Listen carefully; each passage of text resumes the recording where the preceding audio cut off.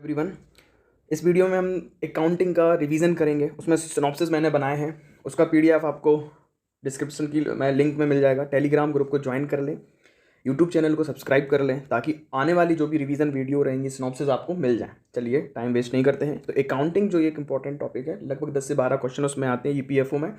इसलिए 2023 में जो एग्ज़ाम होने वाला है उसके लिए हमने अकाउंटिंग सिनॉप्सिस तैयार किए हैं। Let's go.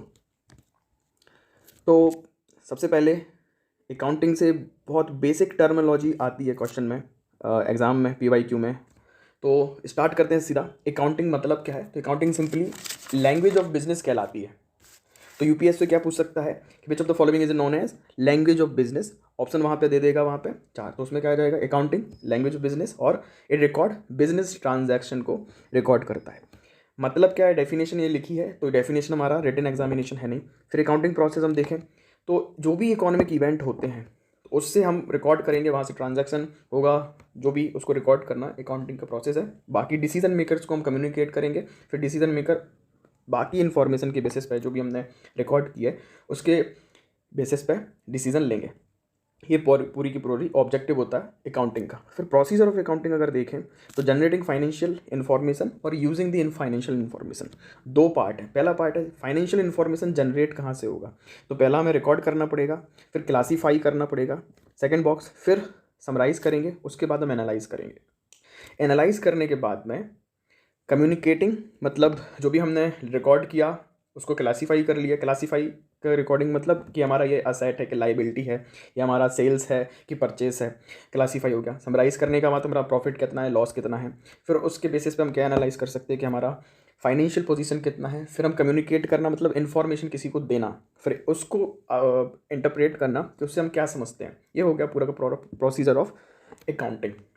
देन अब थोड़ा सा डिटेल में अगर हम देखें इंपॉर्टेंट टर्म्स जो हैं अकाउंट की, कि रिकॉर्डिंग का मतलब क्या है। सिंपल बेसिक फंक्शन है अकाउंटिंग का, रिकॉर्ड करना। जो भी ट्रांजैक्शन हुआ उसको रिकॉर्ड करना।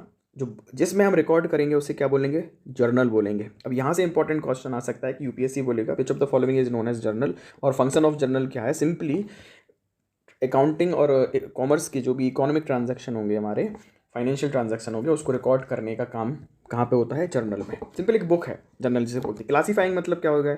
क्लासीफाई वही हमने कहा था, असेट क्या है, लाइबिलिटी है। क्लासीफाई करना ट्रांजैक्शन को कहाँ पर होगा? लेजर में होगा। तो लेजर क्या होती है? यूपीएससी डायरेक्ट आंसर क्वेश्चन पूछ सकता है कि व्हाट इज लेजर। तो एक बुक है जहाँ पे हम ट्रांजैक्शन को क्लासीफाई करते हैं। अब समराइजिंग मतलब क्या है? Preparation and presentation of classified data in a useful manner leads to the preparation of financial statement. अब समराइजिंग मतलब क्या है? हमने जो भी रिकॉर्डिंग किया, क्लासीफाई किया, उसको समराइज करेंगे और उस डाटा को प्रेजेंट करेंगे इस तरीके से ताकि हमारा फाइनेंशियल स्टेटमेंट तैयार हो सके। अब फाइनेंशियल स्टेटमेंट में कौन कौन से पार्ट होते हैं ये याद रखना है। Trial balance, profit and loss account, B, C balance sheet, और D cash flow statement. UPSC पहले पूछ चुकी है। ट्रायल बैलेंस के 2 क्वेश्चन आए थे 2021 में। तो अब यहाँ पे याद रखना है कि समराइजिंग का पार्ट है trial balance, profit and loss account, balance sheet, cash flow statement. Next अगर हम देखें एनालाइजिंग वाला पार्ट आता है कि उससे हमें पता क्या चलता है कि हमारा प्रॉफिट हो रहा, लॉस हो रहा। फिर interpreting, final function of the accounting is interpretation, कि हमारा पता चले बिजनेस हमारा कैसे रन हो रहा, फाइनेंशियल पोजीशन कैसे है। फिर कम्युनिकेटिंग, यही इन्फॉर्मेशन हमें अपने इन्वेस्टर्स को देना पड़ेगा, गवर्नमेंट को देना पड़ेगा, शेयर होल्डर्स को देना पड़ेगा। इसे क्या बोलेंगे? Communicating. Next term is book keeping. Book keeping का मतलब क्या होता है? बुक कीपिंग मतलब सिंपली रिकॉर्ड करना, क्लासीफाई करना और ट्रायल बैलेंस तैयार करना। याद रखना, रिकॉर्ड करना, क्लासीफाई करना और ट्रायल बैलेंस तैयार करना हमारा बुक कीपिंग कहलाता है। फिर सेकेंड स्टेज है अकाउंटिंग स्टेजेस। अकाउंट स्टेज अब यहाँ से स्टार्ट होगा। फाइनेंशियल स्टेटमेंट, फिर उसको एनालाइज करो, फिर उसको इंटरप्रेट करो और कम्युनिकेट कर दो। तो ये अकाउंटिंग स्टेज करता है। यूपीएससी कैसे क्वेश्चन पूछता है उस हिसाब से तैयारी आपको करनी है। Which of the following is a part of accounting stage, वहाँ पे दे देगा recording, classification, financial statement, analysing.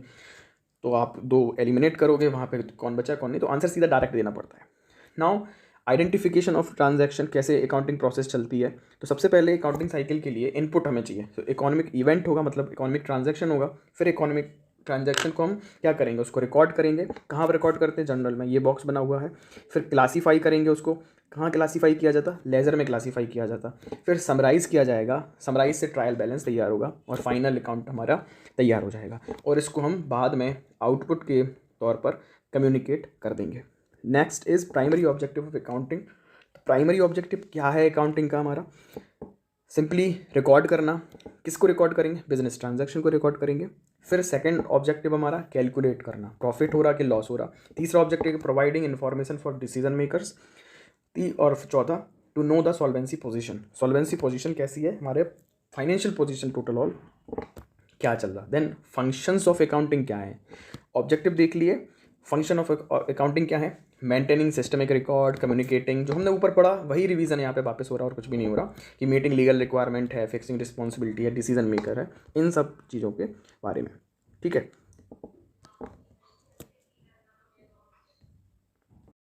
Next देखते हैं बेसिक अकाउंटिंग टर्म्स।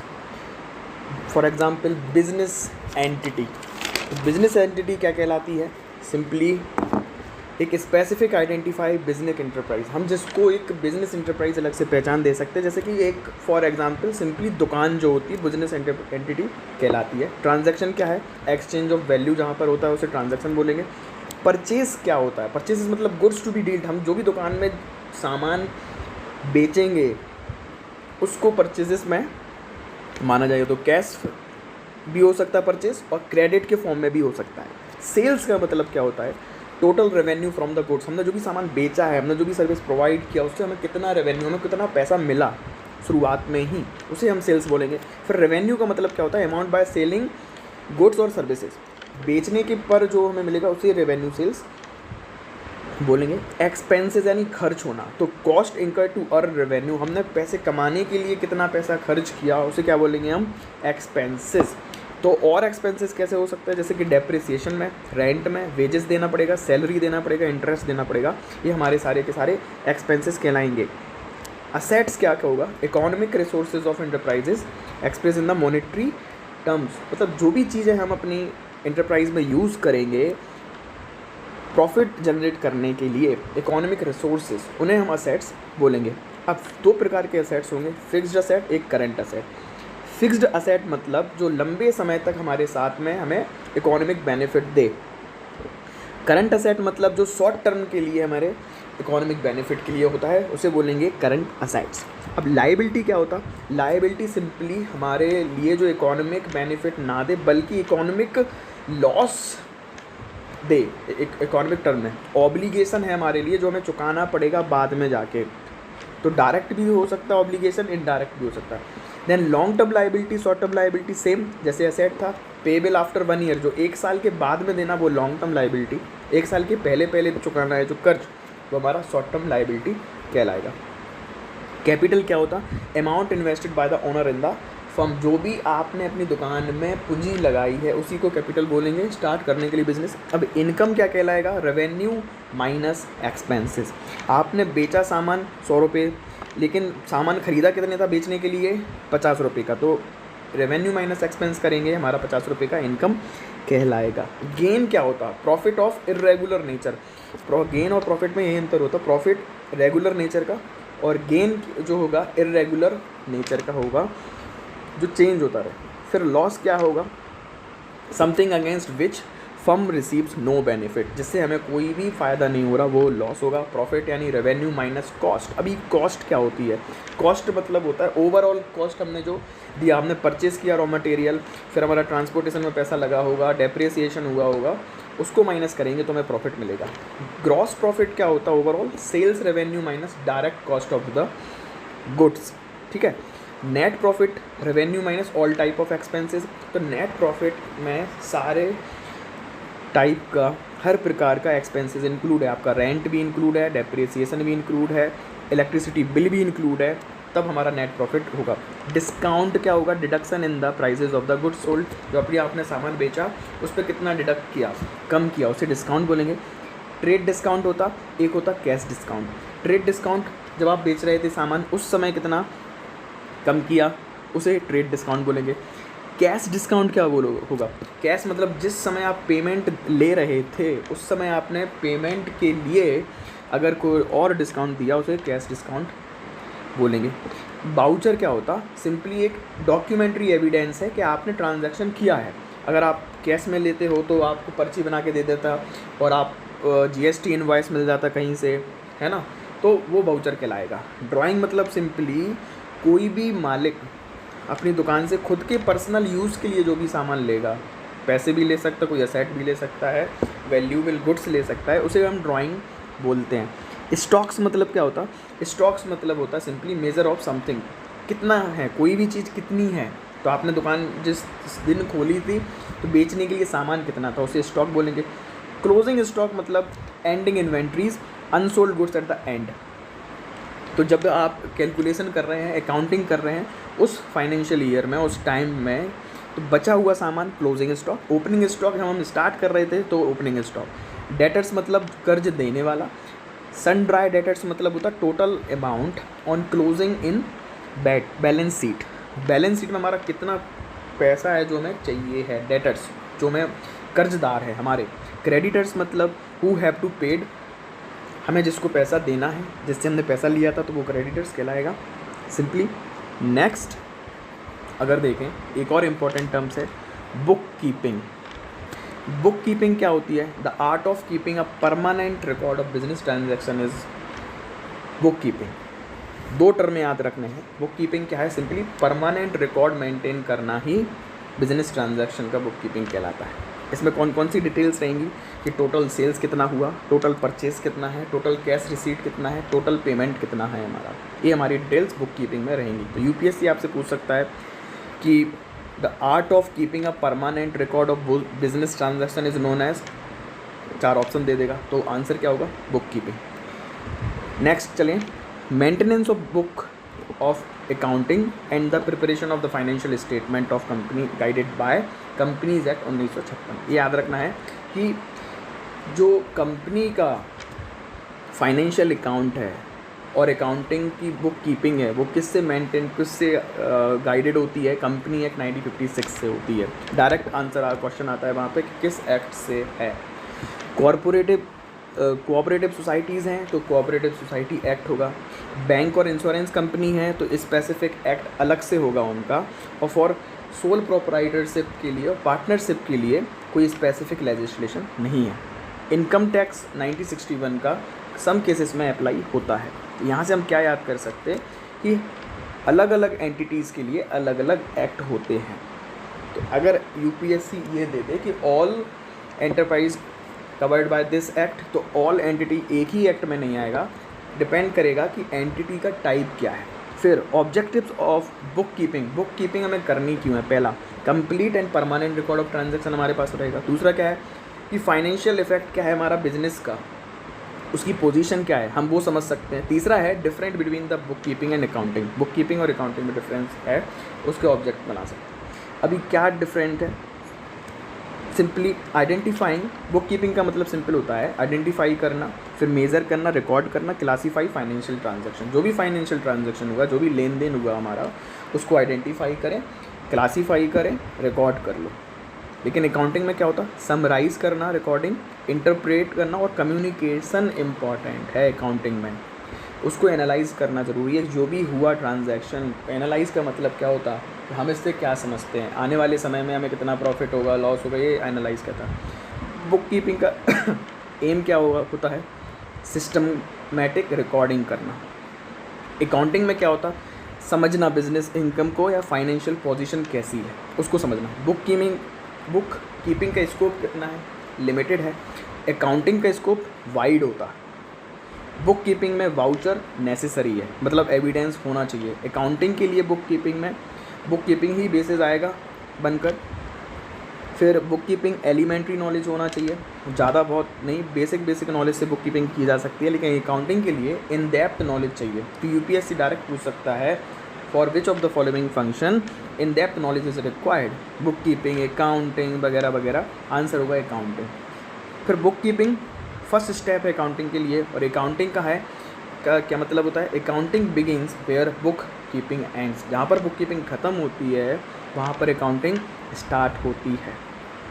अब ये वाला जो सर्किल है, इसको डायग्राम को समझना पड़ेगा कि अकाउंटेंसी का मतलब क्या होता है। Accountancy is overlapping concept which include accounting as well as book keeping. तो बुक कीपिंग, अकाउंटिंग दोनों आते हैं अकाउंटेंसी में। फिर अकाउंटिंग में अंदर है बुक कीपिंग।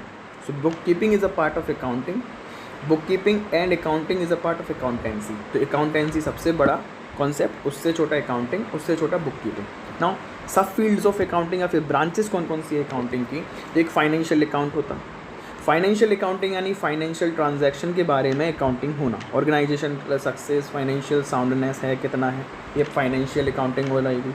मैनेजमेंट अकाउंटिंग के लिए मतलब है कि information regarding the fundamental cost and the profit, evaluate the impact of decision making. जो मैनेजरियल है, जो मैनेजमेंट है एक एंटिटी का, इंटरप्राइज का, उसकी अकाउंटिंग करना। कॉस्ट अकाउंटिंग क्या कहलाएगा? Analysing the expenditure for asserting the cost, हमारा जो भी कॉस्ट है उसको जानना है, हमारा मतलब लागत कितनी है, शुरुआत में हमने कॉस्ट कितना दिया। फिर सोशल अकाउंटिंग का सिंपल मतलब होता है जो भी हमारी एंटरप्राइज है, एंटिटी है, वो सोसाइटी के लिए कैसे क्या इम्पैक्ट कर रही है। फॉर एग्जांपल पॉल्यूशन वगैरह, मेडिकल वगैरह, हाउसेस क्रिएट किए तो पॉजिटिव हो गया। फिर सोशल कॉस्ट वही होता है, एक्सप्लॉयटेशन हो गया, पॉल्यूशन, ये सब इन आएगा सोशल अकाउंटिंग में। Human resource accounting, accounting for people in the monetary term, लोगों के बारे में अकाउंटिंग करना कि ये व्यक्ति इतना ज़्यादा पैसे वाला है, ये व्यक्ति कम पैसे का है, मॉनेटरी टर्म्स, इसकी वैल्यू ज़्यादा है, इसकी कम है, इस तरीके से। टैक्स अकाउंटिंग मतलब various type of tax legislation के बारे में अवेयरनेस होना, उसकी पता होना, अकाउंटिंग होना। नेशनल रिसोर्स अकाउंटिंग हो सकती है, मतलब हमारे देश में कितने रिसोर्सेज है इसका की अकाउंटिंग, नेशनल रिसोर्स अकाउंटिंग हो जाएगा। फिर यूज़र्स ऑफ अकाउंटिंग इन्फॉर्मेशन का करें तो अकाउंटिंग इन्फॉर्मेशन कौन कौन यूज़ करेगा? इंटरनल और एक्सटर्नल यूज़र होते हैं। इंटरनल मतलब सिंपल जो उस कंपनी में बिजनेस में काम कर रहे हैं, मैनेजमेंट में हैं, वो हमारा इंटरनल पार्ट हो जाएगा। एक्सटर्नल में कौन होंगे? जो बिजनेस एंटिटी में पार्ट नहीं है, बस उन्हें इन्फॉर्मेशन ज़रूरी है। फॉर एग्जांपल गवर्नमेंट एजेंसीज और other share holders. Qualitative characteristic कौन कौन से होंगे? अभी हमने क्वांटिटेटिव देख लिया कि प्रॉफिट लॉस सब क्वांटिटी के बारे में बताएगा। क्वालिटी के बारे में कौन बताने वाला है? कौन कौन से पैरामीटर होंगे? For example first is reliability. Reliability होना चाहिए, जो भी डाटा हमारा है वो रिलायबिलिटी हो। अब रिलायबिलिटी कैसे हो सकता है? कोई भी चीज़ उसमें फेथफुल रिप्रेजेंटेशन हो, सब्सटेंस ओवर फॉर्म, मतलब जो भी बात हो रियलिटी की बात करे, ना कि हवाबाजी बात करे। एविडेंसेस के बेस पे बात हो, न्यूट्रलिटी हो, आपने जिसने अकाउंटिंग किया है तो ऐसा ना हो कि कुछ बायसनेस के साथ हो, हम अपनी कंपनी को बढ़ावा देने के लिए ऐसा अकाउंटिंग हो, ऐसा नहीं होना चाहिए। तो रिलायबिलिटी का मतलब है कि जो भी हुआ आपने कैसे बताया और कितना सही तरीके से बताया, रिलायबिलिटी। सेकंड ऑप्शन आता है रिलेवेंस। रिलेवेंस होना चाहिए आपके अकाउंटिंग का, मतलब आपने जो भी डाटा कलेक्ट किया है वो सही समय पे होना चाहिए, उसकी इंटरप्रिटेशन और कम्युनिकेशन सही समय पे होना चाहिए, वो रिलेवेंस डाटा है। अंडरस्टैंडेबिलिटी मतलब है जो भी इंटरप्रिटेशन होगी उस इन्फॉर्मेशन की वो समझने लायक हो, जो भी आपने अकाउंटिंग किया है, जिस तरीके से अकाउंटिंग किया है वो समझने लायक होना चाहिए। कंपेरेबिलिटी मतलब सिंपल हम डाटा को कंपेयर कर सकें, ऐसा हमारा डाटा हो। और फुल फेयर और एडिक्वेट डिस्क्लोजर होना चाहिए हमारी अकाउंटिंग प्रोसेस का। लेकिन अकाउंटिंग में कुछ लिमिटेशंस भी हैं, जैसे कि जो मॉनेटरी इवेंट्स नहीं हैं, जो मॉनेटरी ट्रांजैक्शन नहीं होते, उसको रिकॉर्ड नहीं करता अकाउंटिंग। फॉर एग्जांपल आपके गुडविल के कारण आपके बिजनेस को फ़ायदा हो रहा तो वो अकाउंटिंग में नहीं आएगा। सेकंड क्या है? Effect of rise in price, inflation नहीं आएगा। एस्टिमेशन ऑफ एन इनएक्यूरेट, तो कई बार एस्टिमेट किया करना पड़ता है अकाउंटिंग में, आने वाले फ्यूचर में क्या कॉस्ट होगी, क्या सेल्स होगी, तो वो गलत भी हो सकती है। ये सारी की सारी लिमिटेशंस हैं अकाउंटिंग में। नेक्स्ट अगर हम देखें चैप्टर अकाउंटिंग कॉन्सेप्ट, प्रिंसिपल और कन्वेंशंस के बारे में, तो प्रिंसिपल सिंपली कोई भी चीज़ को करने का तरीका प्रिंसिपल कहलाता है। फिर इंटरनेशनल फाइनेंशियल रिपोर्टिंग स्टैंडर्ड्स जो है issued by international accounting standard board, एक इंटरनेशनल अकाउंटिंग स्टैंडर्ड बोर्ड है, वो इंटरनेशनल फाइनेंशियल रिपोर्टिंग स्टैंडर्ड्स तय करती है ताकि सारे दुनिया में हर देश की जो अकाउंटिंग प्रोसीजर है वो स्टैंडर्डाइज की जा सके। बिजनेस एंटिटी कॉन्सेप्ट है, इसके में बिजनेस एंटिटी कॉन्सेप्ट क्या कहता है कि हर ट्रांजैक्शन को हमें बिजनेस पर्सपेक्टिव से देखना पड़ेगा, चाहे मालिक अलग होगा और उसका बिजनेस अलग होगा। ठीक है। अगर मालिक ने भी अपने बिजनेस में ही से कुछ पैसे लिए हैं तो उसको अधिकार नहीं है, उसको हमें रिकॉर्ड करना ज़रूरी है। ऐसा नहीं चलेगा कि हम उसको रिकॉर्ड ना करें। सेकंड, मनी मेजरमेंट कॉन्सेप्ट, मतलब हर ट्रांजैक्शन को हमें मॉनेटरी फॉर्म में लिखना है। गोइंग कंसर्न कॉन्सेप्ट, मतलब गोइंग कंसर्न, गोइंग यानी चलता रहेगा। हमें इस तरीके से डिसीजन मेकिंग लेना है कि लंबे समय तक बिजनेस चलेगा, तभी तो हम फ्यूचरिस्टिक डिसीजन ले सकते हैं। अकाउंटिंग पीरियड कॉन्सेप्ट क्या हो जाएगा कि टाइम स्पेन जो भी है रेगुलर इंटरवल होना चाहिए, कि मतलब जो हमारा अकाउंटिंग होगा वो कितने टाइम में होना चाहिए। फॉर एग्जांपल हमारा फाइनेंशियल ईयर 31 मार्च को ख़त्म होता है, 1 अप्रैल को चालू होता।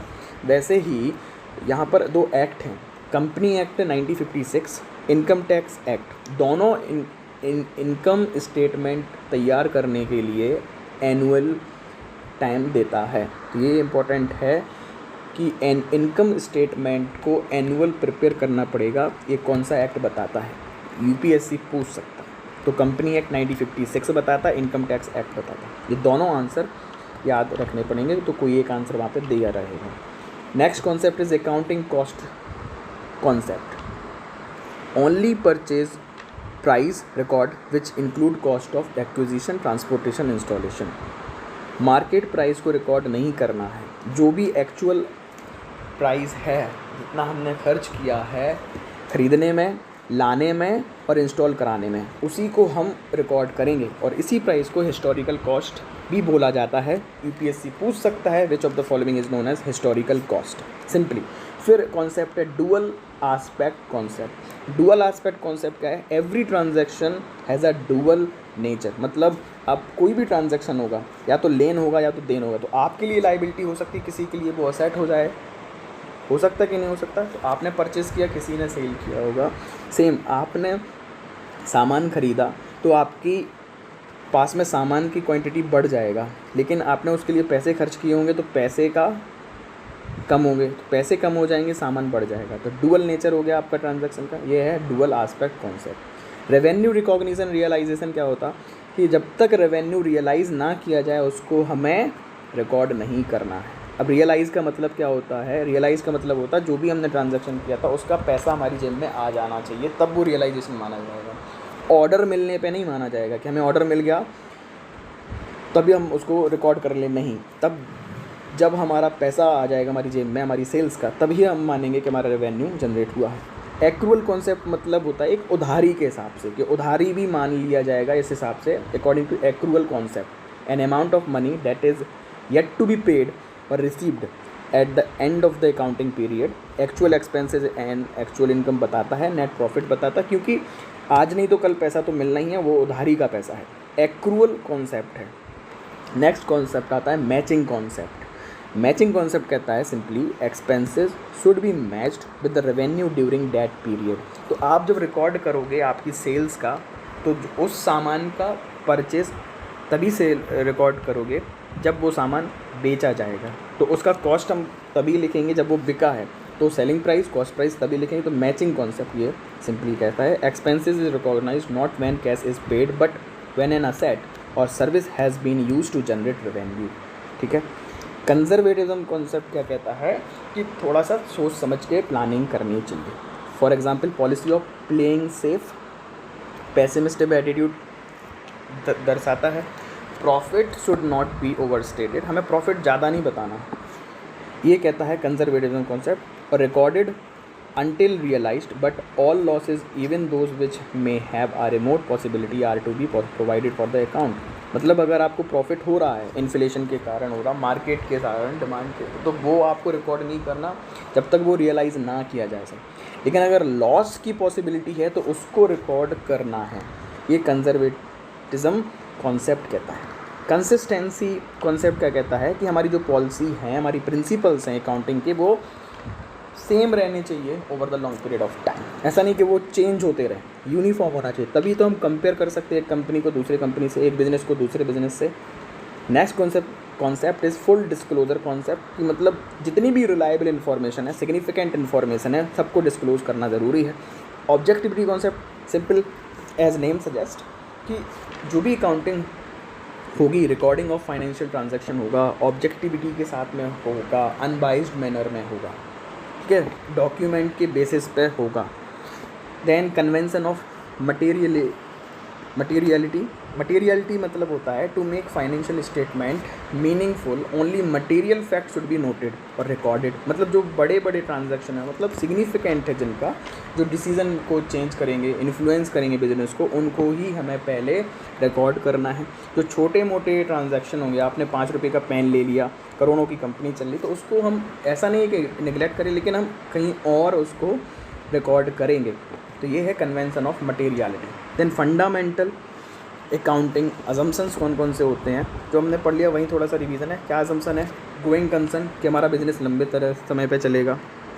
कंसिस्टेंसी, जो प्रोग्राम पॉलिसीज़ हैं वो सेम रहनी चाहिए। एक्चुअल कॉन्सेप्ट, मतलब भाई इनकम और एक्सपेंसेस हमारा उधारी पे है, तो वो कहता है कि हाँ उधारी पे चलना चाहिए। Now the golden rules of accounting are debit the receiver, credit the giver. तो गोल्डन प्रिंसिपल क्या कहता है? सबसे पहले गोल्डन प्रिंसिपल सिंपली ये कहता है कि डेबिट द रिसीवर, जिसको भी मिला तो वो डेबिट करना है, माइनस में जाएगा। क्रेडिट द गिवर, जिसने दिया वो क्रेडिटर है, मतलब प्लस में जाएगा। फॉर पर्सनल अकाउंट में ऐसा चलेगा। सेकंड गोल्डन रूल क्या है अकाउंटिंग का? Debit what comes in, credit what goes out. जो आ रहा है वो डेबिट है, जो जा रहा है वो क्रेडिट है। फॉर रियल अकाउंटिंग, अब जा रहा है मतलब क्या? क्योंकि आपने किसी को पैसे दिए ना, तो आपका वो क्रेडिट हो गया, और किसी ने लिया है तो वो उसकी लाइबिलिटी कहलाएगा, इसलिए क्या हो गया? डेबिट में जाना पड़ेगा। For real accounting of machinery, land वगैरह, ये सब इसमें इन्वॉल्व हो जाएगा। नाउ नेक्स्ट अगर हम देखें, debit all expenses and losses, credit all income and gains. तो जो भी हमारा खर्च है, नुकसान हुआ, वो हमारा डेबिट होगा। डेबिट मतलब माइनस में जाएगा, बिल्कुल जाएगा। और इनकम है, गेन है, वो प्रॉफिट में आएगा, तो वो क्रेडिट होगा। नॉमिनल अकाउंटिंग के लिए तो capital of the company is a liability. अब ये कैसी बात है? कैपिटल ऑफ अकाउंट, इस परस्पेक्टिव से समझना पड़ेगा कि लायबिलिटी का मतलब है जो आज नहीं तो कल में चुकाना पड़ेगा। कैपिटल आपने इन्वेस्टर से ले लिया, कंपनी को वो मिल गया, लेकिन आज नहीं तो कल वो चुकानी है, तो capital of company is a liability, ये बताता है। तो these are golden rules of accounting, आपको याद रखना पड़ेगा। Now next chapter is accounting standards. कुछ अकाउंटिंग स्टैंडर्ड्स हैं, कैसे मेंटेन, कौन इशू करता कौन नहीं करता, इसके बारे में। तो एक इंटरनेशनल अकाउंटिंग स्टैंडर्ड्स कमेटी है, जून 1973 में एस्टेब्लाइज हुई थी, जिसका हेडक्वार्टर लंदन में है। इंपॉर्टेंट है, यूपीएससी डायरेक्ट पूछ सकता है कि इंटरनेशनल अकाउंटिंग स्टैंडर्ड्स कमेटी का हेडक्वार्टर कहाँ पर है, कब एस्टेब्लाइज हुई थी? 1973 में एस्टेब्लाइज हुई थी, लंदन में हेडक्वार्टर है। नेक्स्ट, इंडिया में कौन डिसाइड करता है? There is a Institute of Chartered Accountant of India established in 1977, a new board known as Accounting Standard Board, जो स्टैंडर्ड के बारे में बताएगा। कॉन्सेप्ट की बात करें तो अकाउंटिंग स्टैंडर्ड सिंपली कोई written statement of uniform accounting rules and guidelines के बारे में है, कि सारे लोग जो अकाउंटिंग कर रहे हैं वो एक स्टैंडर्डाइज्ड रूल्स एंड रेगुलेशन को फॉलो करें। डील्स विद, किससे डील करेगा? Recognition, measurement, disclosure, presentation of accounting और डाटा। सिंपली ऑब्जेक्टिव क्या है अकाउंटिंग स्टैंडर्ड्स का? Harmonisation and standardisation of accounting policies and practice. Harmonisation and standardisation, तब जाके हम इंडिया की कंपनी को अमेरिका की कंपनी से कंपेयर कर पाएंगे, नहीं तो पैरामीटर अलग अलग होंगे सॉरी, तो कंपेयर करना मुश्किल होगा। बेनिफिट और लिमिटेशंस क्या होंगे इनके? तो कन्फ्यूजन कम होगा, ओपननेस बढ़ेगी, कंपटीशन हो सकता, कंपैरिजन आसानी से किया जा सकता है। लिमिटेशंस क्या है कि रिजिडिटी बढ़ जाएगी, क्योंकि आपने लिमिटेड एक रिटन सेट्स दे दिया, फ्लेक्सिबिलिटी कम हो जाएगी, स्टैट्यूट्स को हमें मेंटेन करना पड़ेगा। Next is overview of accounting standards in India. Overview, accounting standards कैसे हैं भारत में, कहाँ से स्टार्ट हुए?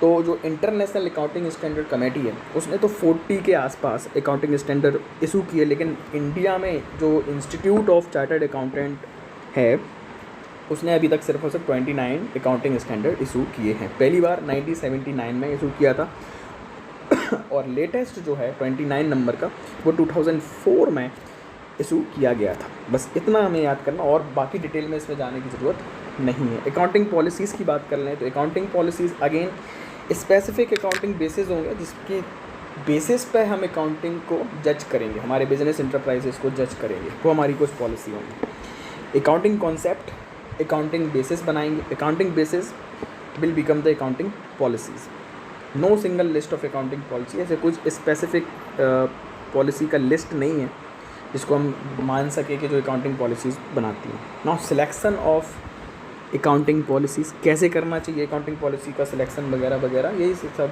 कि ट्रू और फेयर व्यू मिले, जो भी अकाउंट हो रहा है हमारा सच बताए, एक रियल पिक्चर हमारा बननी चाहिए पॉलिसीज़ के लिए। प्रूडेंस भी होना चाहिए, मतलब प्रूडेंस मतलब क्या है, जैसे कि हमारा लॉस अगर हो भविष्य में तो उसके लिए हमें प्रोविज़न पहले से बना के चलना चाहिए, प्रॉफिट हमें ओवर स्टेट नहीं करना चाहिए। For example then next is substance, reality पे बात करें, मटेरियलिटी पे बात करें, सिग्निफिकेंस को इम्पोर्टेंस ज़्यादा दें।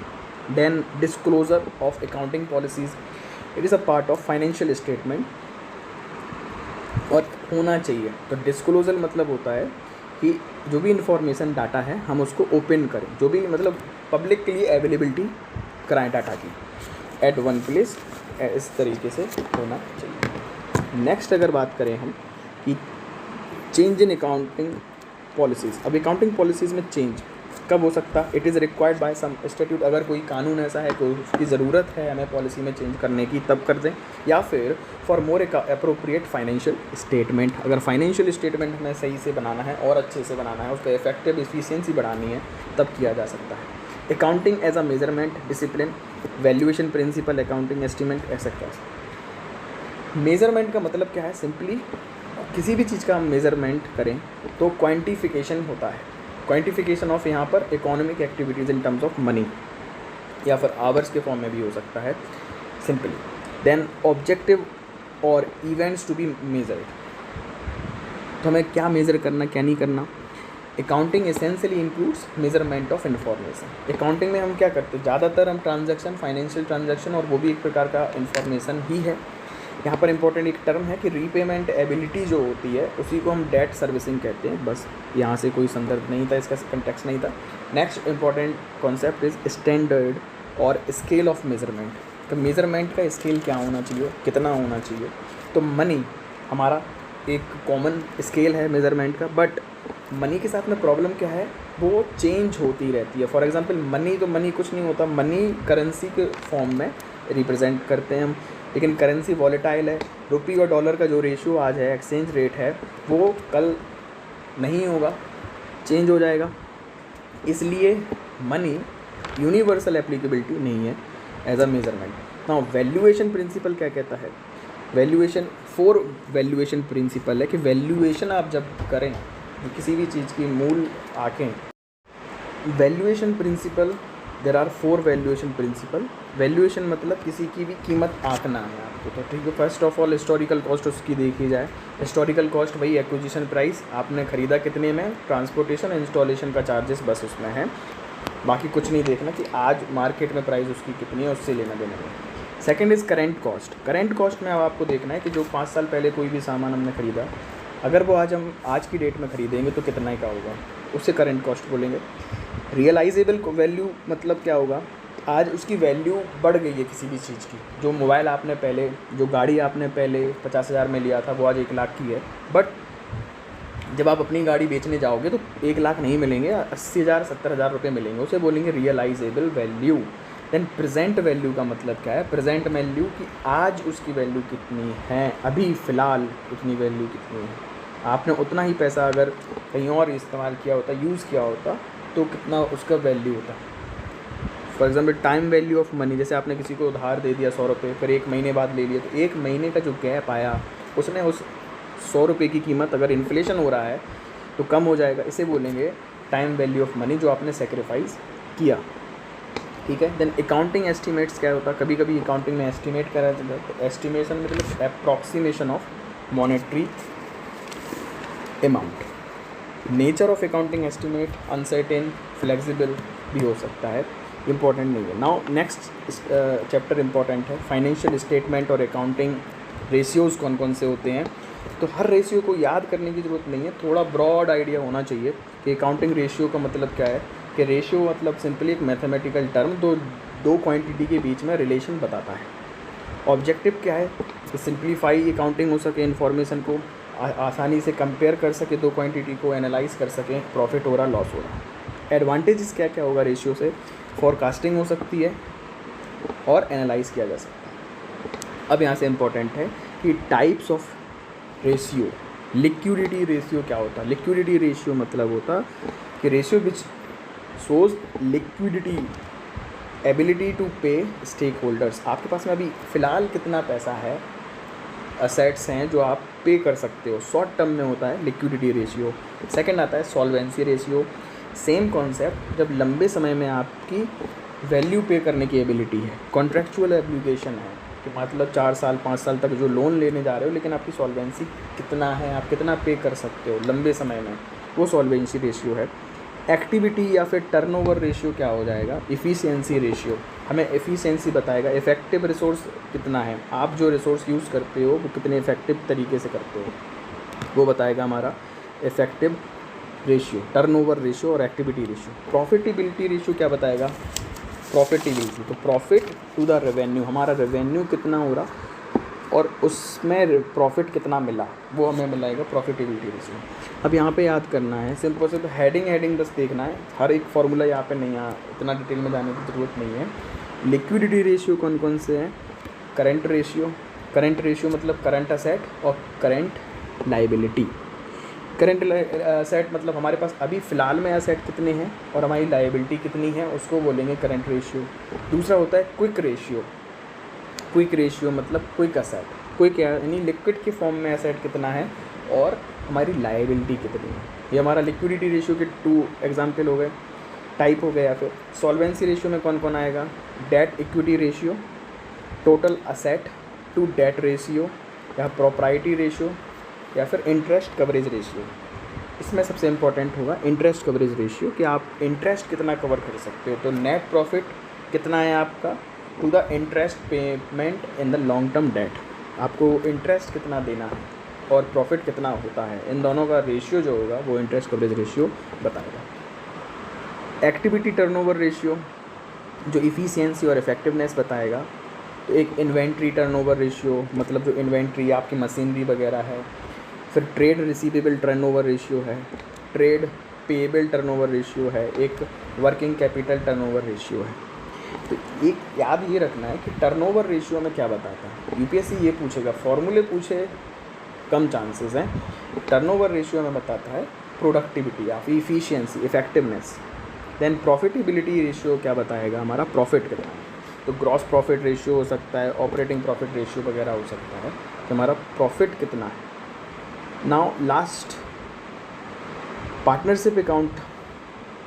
तो पार्टनरशिप की डेफिनेशन कौन देता? पार्टनरशिप की डेफिनेशन सेक्शन 4 पार्टनरशिप एक्ट 1932 देता है। फीचर्स कौन कौन से हैं? डेफिनेशन भी प्रोवाइड है सेक्शन 4 में इंडियन पार्टनरशिप एक्ट 1932 वाले में। देन एग्जिस्टेंस ऑफ एग्रीमेंट हो सकता है, तो एग्रीमेंट होना चाहिए। सेक्शन 5 इंडियन पार्टनरशिप एक्ट 1932 कहता है, लेकिन ज़रूरी नहीं है वो एग्रीमेंट रिटन हो। याद रखना है, यूपीएससी डायरेक्ट पूछा सकता है कि पार्टनरशिप एग्रीमेंट कैसा होना चाहिए, कंपल्सरली है रिटन होना चाहिए, फॉर्मल होना चाहिए, तो नहीं, ऐसा नहीं है। बिजनेस क्या कहलाएगा? ओनली इन बिजनेस मतलब जब बिजनेस हो रहा है तभी पार्टनरशिप कहलाएगी। सेक्शन 2B IPA 1932 का। शेयरिंग ऑफ प्रॉफिट कैसे होगा? शेयरिंग ऑफ प्रॉफिट बताता है section 4 of Indian partnership act 1932। However sharing of loss is not necessary. तो शेयरिंग ऑफ प्रॉफिट तो नेसेसरी है, एक्ट में कवर है, शेयरिंग ऑफ लॉसेस कवर नहीं है, ये बात याद रखने वाली है। 4 इज़ म्यूचुअल एजेंसी, जो दोनों मिलकर काम करेंगे जहाँ पर, वो म्यूचुअल एजेंसी। अब नंबर ऑफ पार्टनरशिप कितने हो सकते हैं? कम से कम तो 2 होने चाहिए, ज़्यादा से ज़्यादा कितने होने चाहिए? 50 होने चाहिए। कौन बताता है? क्या एक्ट बताता है? नहीं, एक्ट नहीं बताता। रूल्स हैं 2014 के, companies incorporation rules 2014 specify limit of 50। तो याद रखना है मैक्सिमम कितना है, मैक्सिमम लिमिट है 50 की, ठीक है, ये याद रखना। ये 100 लिखा है, 100 नहीं है, 100 नहीं है, 100 था, वो गलती से लिख दिया, यहाँ पे 50 है, मैक्सिमम 50 है। पार्टनर्स की। रजिस्ट्रेशन होना कंपलसरी नहीं है पार्टनरशिप को, लेकिन अगर रजिस्ट्रेशन नहीं है तो फिर आप लीगल एक्शन नहीं ले सकते। एक सेक्शन होता है लेवेंट सेक्शन। क्या होता है लेवेंट सेक्शन का मतलब है जहाँ पर कोई भी एग्रीमेंट नहीं है वहाँ पर इंडियन पार्टनरशिप एक्ट 1932 के रूल्स अप्लाई हो गए। Now next accounting is consignment account. Consignment account और कंसाइनमेंट अकाउंटिंग आप समझ लीजिए सिंपल क्या होता है। कंसाइनमेंट यानी सामान आना जाना। तो आपने सामान किसी को बेच दिया बाहर कि मेरा सामान भाई सेल कर देना और प्रॉफिट हम डिस्ट्रीब्यूट कर लेंगे अलग से, तो उसे बोलेंगे कंसाइनमेंट अकाउंटिंग, कंसाइनमेंट ट्रांजैक्शन वगैरह सिंपली। तो जो पार्टी से सेंड कर रही है सामान को, गुड्स को जिसने भेजा वो प्रिंसिपल कहलाता है, जिसने रिसीव किया है उसको हम एजेंट बोलते हैं। इसमें मालिक कौन रहने वाला है? मालिक हमेशा मालिकाना हक किसके पास रहने वाला है? जो प्रिंसिपल है जिसने सामान भेजा था उसी के पास मालिकाना हक रहेगा। Next is accounting of consignment transaction. तो जॉइंट वेंचर हो सकता है, जॉइंट बैंक अकाउंट हो सकता है, जॉइंट वेंचर अकाउंट हो सकता है और को वेंचर अकाउंट हो सकता है सिंपली। ये इंपॉर्टेंट नहीं है। फिर इंपॉर्टेंट है जॉइंट वेंचर और पार्टनरशिप में अंतर क्या है, what is the difference between joint venture and partnership. तो जॉइंट वेंचर में स्पेसिफिक होता है स्कोप, पार्टनरशिप में स्कोप स्पेसिफिक नहीं होता है। स्कोप का मतलब क्या है कि हम क्या दोनों मिल के बेचेंगे। तो पार्टनरशिप करी तो हम कुछ भी मनाए बेचते रहेंगे, लेकिन जॉइंट वेंचर स्पेसिफिक रहेगा। फिर पर्सन की बात करें तो जॉइंट वेंचर में कहलाते हैं, लोगों को बोलते हैं को वेंचर्स, जो साथ में वेंचर करेंगे को वेंचर्स कहलाएंगे। पार्टनरशिप में वो पार्टनर कहलाते हैं। प्रॉफिट और लॉस की बात करें तो जॉइंट वेंचर में and of the specific venture, जब स्पेसिफिक वेंचर में कंप्लीट हो जाएगा उनका काम, तब उस प्रॉफिट और लॉस को डिस्ट्रीब्यूट किया जाएगा। बट पार्टनरशिप में क्या होगा? एनुअल बेसिस पे होगा। जॉइंट वेंचर के लिए कोई एक्ट गवर्निंग है या नहीं है? तो कोई स्पेसिफिक एक्ट नहीं है जॉइंट वेंचर के लिए। पार्टनरशिप के लिए इंडियन पार्टनरशिप एक्ट 1932 है, हमने देख लिया। अगर नेम की बात करें तो जॉइंट वेंचर का कोई ज़रूरी नहीं है नेम हो अलग से, पार्टनरशिप में हमेशा ज़रूरी रहता है। सेपरेट सेट ऑफ बुक्स की बात करें तो जॉइंट वेंचर में ज़रूरी नहीं है कि अलग से अकाउंटिंग के लिए सेपरेट बुक चाहिए पड़े, लेकिन पार्टनरशिप के लिए ज़रूरी है। एडमिशन ऑफ माइनर मतलब छोटे बच्चों का एडमिशन कैसे क्या मतलब काम कर सकते कि नहीं कर सकते, तो जॉइंट वेंचर में काम नहीं कर सकते। पार्टनरशिप में काम कर भी सकते हैं अगर वो हजारस नहीं है तो। दैन अकाउंटिंग की बात करें तो लिक्विडेशन बेसिस होगा जॉइंट वेंचर में अकाउंटिंग, लिक्विडिटी के बेसिस पे होगा। और पार्टनरशिप में क्या होगा? गोइंग कंसर्न मतलब हमेशा समझना है कि हमारा लंबे समय तक बिजनेस चलेगा, ये मानसिकता, इस पर्सपेक्टिव से डिसीजन लिए जाएंगे। कंपटीशन की बात करें तो जॉइंट वेंचर में कंपटीशन बहुत ज़्यादा रहेगा, लेकिन पार्टनरशिप में जनरली कंपटीशन होता नहीं है क्योंकि दोनों मिलके काम करेंगे। देन फाइनेंशियल स्टेटमेंट की बात करें कि फाइनेंशियल स्टेटमेंट होता क्या है, तो फाइनेंशियल स्टेटमेंट हमें इन्फॉर्मेशन देता है regarding income and financial position क्या है किसी भी बिजनेस की। ठीक है, फाइनेंशियल स्टेटमेंट का फॉर्मेट कहाँ से आता है? Division 1 schedule 3 of company act 2013। UPSC direct पूछ लेता है कि which of the following act provide the format for financial statement.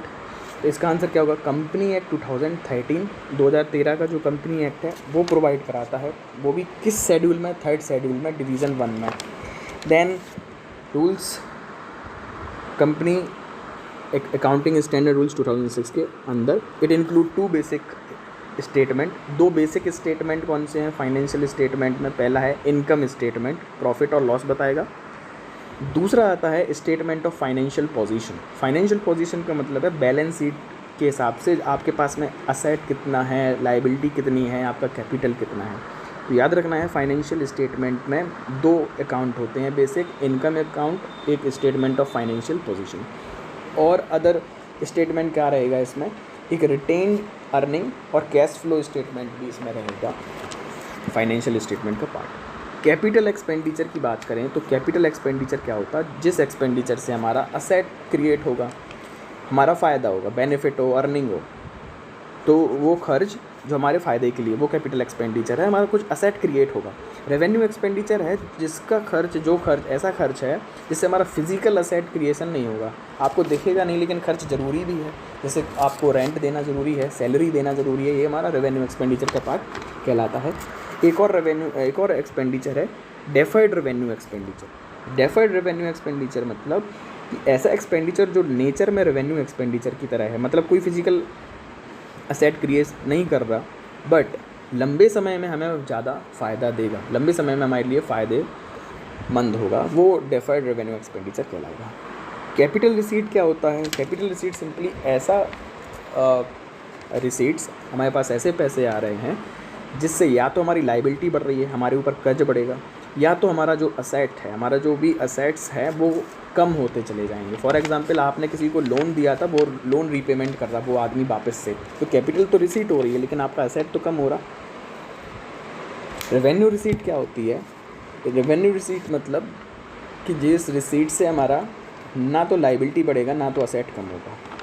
जैसे कि इंटरेस्ट मिल रहे, कहीं से हमारा इंटरेस्ट मिले, कहीं से हमें प्रॉफिट होने लगे, डिविडेंड मिले, रेंट मिले, ये हो गया हमारा रेवेन्यू रिसीट। इनकम स्टेटमेंट की बात करें तो इनकम स्टेटमेंट हमें क्या बताता है? इनकम स्टेटमेंट होता नॉमिनल अकाउंट के लिए।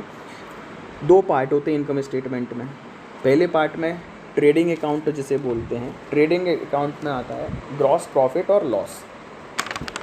दूसरे पार्ट में profit and loss account. Profit and loss account में क्या आएगा? नेट प्रॉफिट और net loss. Simply income account, income statement. अभी ग्रॉस प्रॉफिट क्या होता? ग्रॉस प्रॉफिट में क्या होगा? नेट सेल्स, हमारा कितना सामान बेचा, हमें कितना पैसा मिला बेचने के बाद, और minus cost of goods sold, हमारी जो कॉस्ट थी वो ग्रॉस प्रॉफिट होगा। हमने पैसे पूंजी लगाई कितनी थी रॉ मटेरियल से। ऑपरेटिंग प्रॉफिट क्या होगा? Net sales minus operating cost, हमें सामान अपनी दुकान चलाने के लिए और भी जो पैसे खर्च करने पड़ रहे हैं वो भी इंक्लूड होंगे, depreciation, rent, wages, electricity bill वगैरह वगैरह, उसे बोलेंगे ऑपरेटिंग प्रॉफिट। अभी एक्सपेंसेस के टाइप और डिफरेंस क्या होता है? डायरेक्ट होता है, एक इनडायरेक्ट एक्सपेंस होता। डायरेक्ट एक्सपेंसेज मतलब सिंपली जो हमने डायरेक्ट परचेज़ के समय लगाया, रॉ मटेरियल ख़रीदा और उस रॉ मटेरियल से कुछ बनाने के लिए खर्च किया, वो पैसा डायरेक्ट एक्सपेंस होगा। इनडायरेक्ट एक्सपेंसेस मतलब जो इनडायरेक्ट हो, डायरेक्ट नहीं है। जैसे हमने एडवर्टाइजमेंट करा लिया सेलिंग के लिए, ऑफिस एडमिनिस्ट्रेटिव पर्पज़ के लिए ले लिया, तो डायरेक्ट एक्सपेंसेस जो रहेगा वो ट्रेडिंग अकाउंट में डेबिट किया जाएगा, और जो इनडायरेक्ट एक्सपेंसेस रहेंगे वो प्रॉफिट एंड लॉस अकाउंट में डेबिट किया जाएगा। मतलब दोनों के दोनों इनकम स्टेटमेंट में आएंगे। Okay, last page is balance sheet. अब बैलेंस शीट क्या होता? सिंपली बैलेंस शीट हमने पहले देख लिया था। बैलेंस शीट हमारा जो फाइनेंशियल पोजीशन है, हमारी असेट और लाइबिलिटी के बारे में बताएगा। तो सिंपली आप समझ लीजिए, हमारा एक पेज है, उसमें लाइन ड्रॉ है बीच में, लेफ़्ट साइड में हम लाइबिलिटी लिखेंगे, असेट राइट हैंड साइड में लिखेंगे, इसी को हम बैलेंस शीट सिंपली बोल देते हैं। अभी ग्रुपिंग और मार्शलिंग क्या होता? Grouping and marshalling of assets and liability, यहाँ से पहले यूपीएससी ईपीएफओ में क्वेश्चन डायरेक्ट पूछ चुका है। ग्रुपिंग मतलब ग्रुप बना देना, जो एक से लोग हो रहे थे हम उनका ग्रुप बना देते। सेम यहाँ पे होगा, putting various asset and liability having same nature under same common heading. ऐसे एसेट जिनका नेचर सेम है, ऐसी लाइबिलिटी जिनका नेचर सेम है, हम उनको एक पर्टिकुलर कॉमन हेडिंग में पुटअप कर देंगे, उन्हें ग्रुपिंग बोलते हैं। मार्शलिंग क्या होता? मार्शलिंग यानी arrangement of various asset and liability in particular order. For example सबसे ज़्यादा लिक्विड कौन सा है, इसके बेसिस पे असेट को अरेंज कर देंगे। सबसे कम लिक्विड कौन है, इसके बेसिस पे लाइबिलिटी को सेट कर दो, या फिर असेट को डिग्री। तो हायर डिग्री से लोअर डिग्री जाना, लोअर डिग्री से हायर डिग्री में जाना, इसे बोलेंगे हम simply marshalling. I hope video आपको अच्छा लगा होगा। Please subscribe YouTube channel, like the button and press the like button and notification button and join telegram group। अगर आपको यहाँ पे नोट्स वो क्लियर नहीं दिख रहे होंगे तो उसके लिए यार सॉरी, लेकिन आप टेलीग्राम ग्रुप ज्वाइन कर लो, वहाँ से PDF डाउनलोड कर लो, बहुत क्लियर हैं। और सिनॉप्सिस बस आपको 2 से 3 बार इनको पढ़ना पड़ेगा, सिर्फ 5 पेज के सिनॉप्सिस हैं, बहुत शानदार आपका रिवीजन हो जाएगा। Thanks for watching. Subscribe Invincible Aspirants, join Telegram group Invincible Aspirants। Focus should be on the English, accounting, labor laws, industrial relation, computer math, reasoning। हमारा हो गया अभी accounting। इंडस्ट्रियल इंडस्ट्रियल रिलेशन और लेबर लॉज मैं लेके आऊँगा इसके बाद में नेक्स्ट, फिर कंप्यूटर पढ़ेंगे, फिर मैथ रीजनिंग पढ़ेंगे। Okay, thank you so much, take